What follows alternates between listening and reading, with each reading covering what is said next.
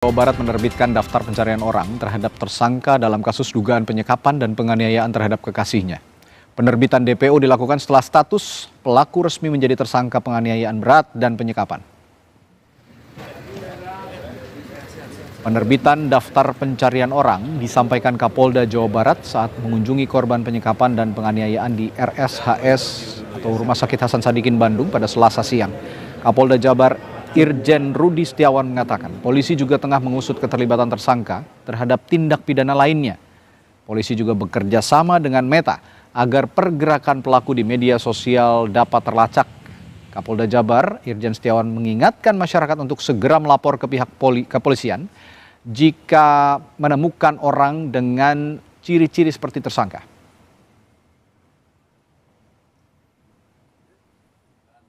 Kita sudah menerbitkan daftar pencarian orang. Terkait ini kami akan mengharapkan bantuan dari masyarakat seluruhnya yang bila melihat informasi yang tadi kami sudah sebarkan, mengetahui, bertemu dan sebagainya untuk dapat bekerja sama dengan pihak kepolisian Jawa Barat khususnya Polda Jabar untuk dapat menginformasikan keberadaannya di mana. Sementara itu, setelah mendapatkan perawatan intensif di Rumah Sakit Hasan Sadikin Bandung, kondisi korban penyekapan dan penganiayaan saat ini sudah mulai membaik. Luka-luka yang ada di tubuh korban sudah dibersihkan dan mulai bisa berkomunikasi. Pemulihan psikis dan fisik korban menjadi prioritas utama tim dokter saat ini. Sejumlah dokter dilibatkan mulai dari dokter mata, dokter penyakit dalam, dan dokter bedah plastik.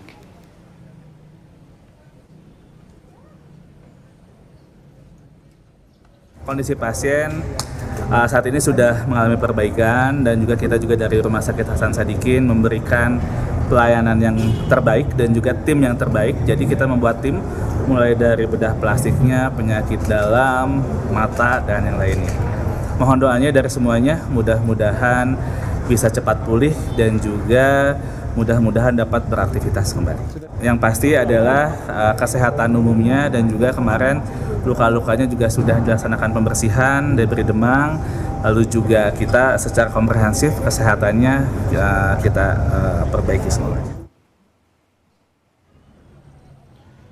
Sebelumnya penjaga kos sempat mendengar suara gaduh dari dalam kos yang disewakan korban dan tersangka. Namun ketika ditanya, tersangka berkelit dengan menyebut suara gaduh itu berasal dari dirinya sendiri. Penjaga kos juga tidak pernah melihat sosok korban di lingkungan kos. Usai mereka menyewa kamar kos selama 3 bulan terakhir.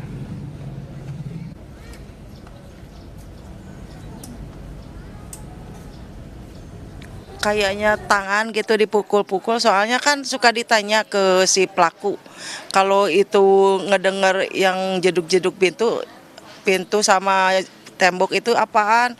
Oh kata dia, om katanya kalau itu teh kalau Ipei lagi pusing katanya suka mukulin kepala atau tangan, katanya mukul-mukul tembok gitu. Pernah keluar atau ibu pernah bertemu sebelumnya setelah ngekos di sini? Belum pernah sama sekali. Nyuci baju perempuannya juga belum lihat, belum pernah ada nyuci baju. Kan istilahnya kalau orang itu ya perempuan ada baju lah, ada apa, nggak pernah. Cuman baju si pelakunya aja yang.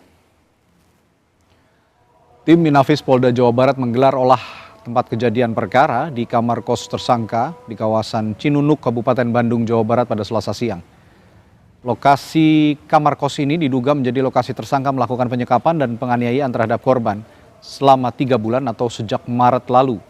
Tersangka dikenal tertutup dan mengaku bahwa korban adalah istrinya. Korban dan pelaku diketahui kerap berpindah tempat tinggal. Pada malam sebelumnya, polisi juga melakukan penggeledahan terhadap kamar kos korban dan tersangka. Dan untuk mendalami apa yang menjadi motif utama pelaku melakukan tindak pidana penyekapan dan penganiayaan terhadap kekasihnya sendiri, kita akan berbincang dengan Reza Indragiri Amril, psikolog forensik yang sudah bergabung melalui sambungan virtual. Selamat malam, Pak Reza.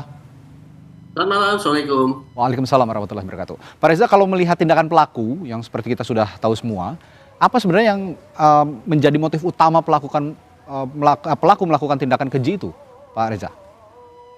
Dengan bobot luka yang sedemikian parah, saya pikir kita bisa membangun simpulan sejak dini bahwa tampaknya ini adalah tergolong agresi emosional, kekerasan emosional. Seseorang melakukan kekerasan, tindakan agresif kepada korban guna meluapkan atau mengeluarkan perasaan-perasaan negatif yang dia punya. Marah, benci, dendam, sakit hati, cemburu, ataupun perasaan-perasaan negatif lainnya yang seakan-akan hanya bisa diredakan dengan cara melakukan kekerasan. Itu perkiraan sekaligus bisa saya katakan simpulan saya tentang apa yang terjadi pada pelaku dengan melihat kondisi korban yang sedemikian memprihatinkan.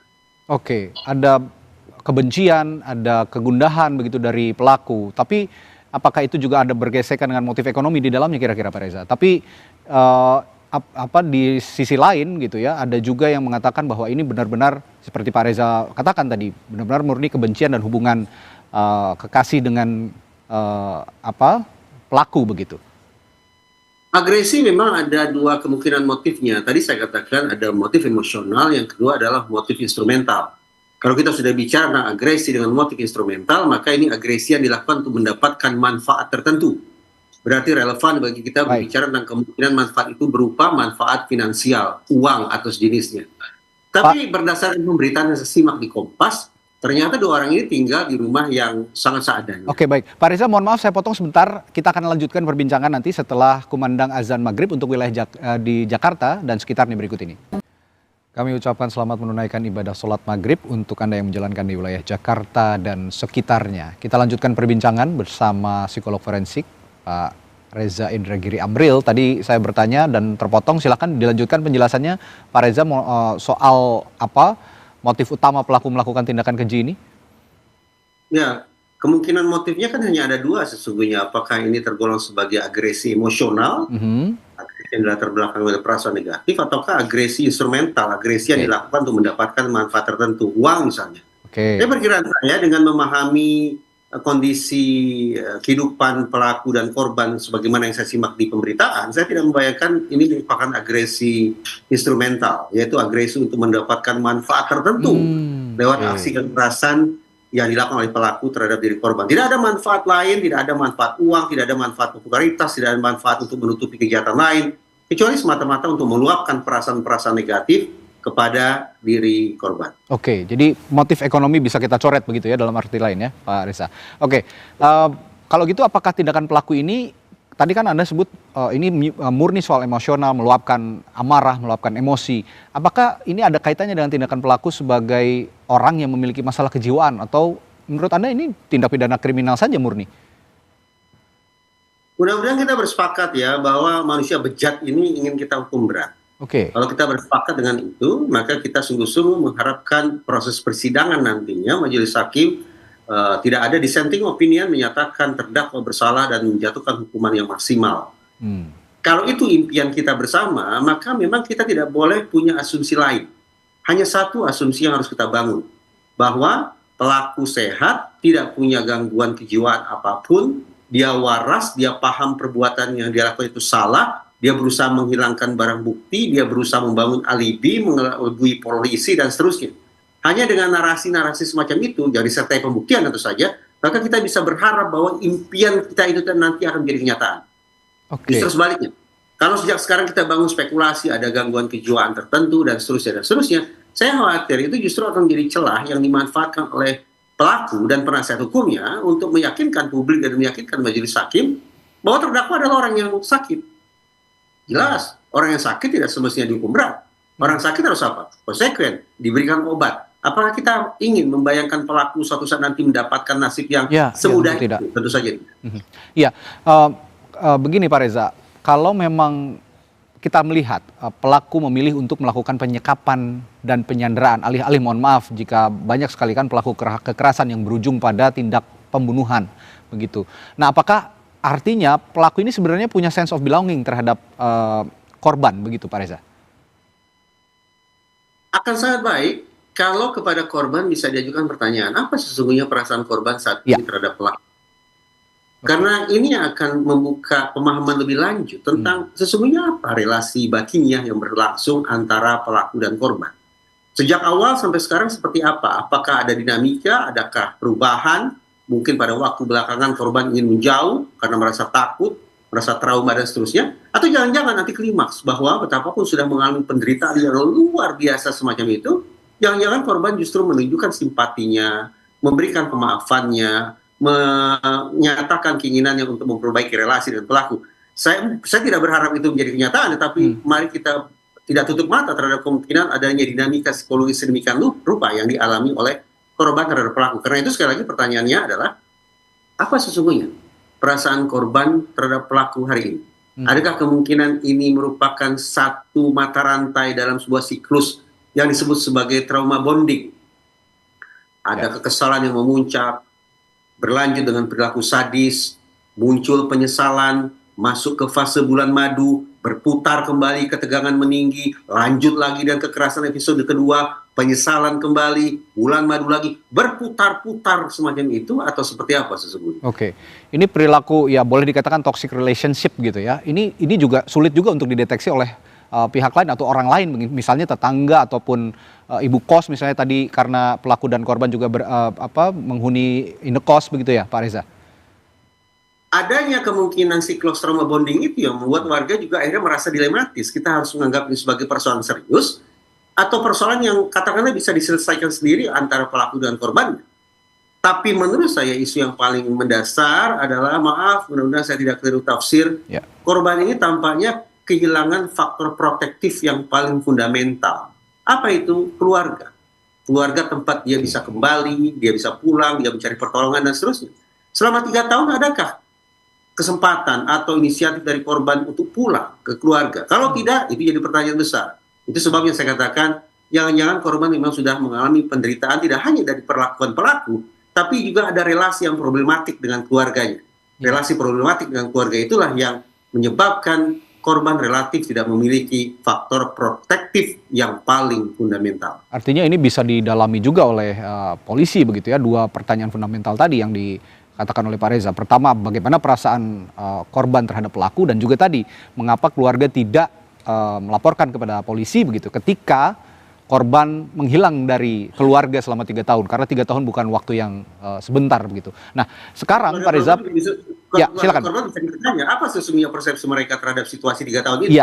Iya, bagaimana persepsi mereka itu? Keluarganya hilang, kondisi penculikan atau apa sesungguhnya?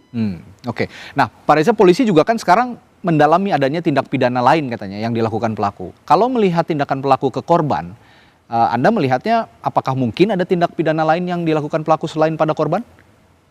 Eskalasi perilaku kekerasan itu bisa tertuju kepada orang yang sama dan juga bisa bereskalasi ke orang-orang yang lain.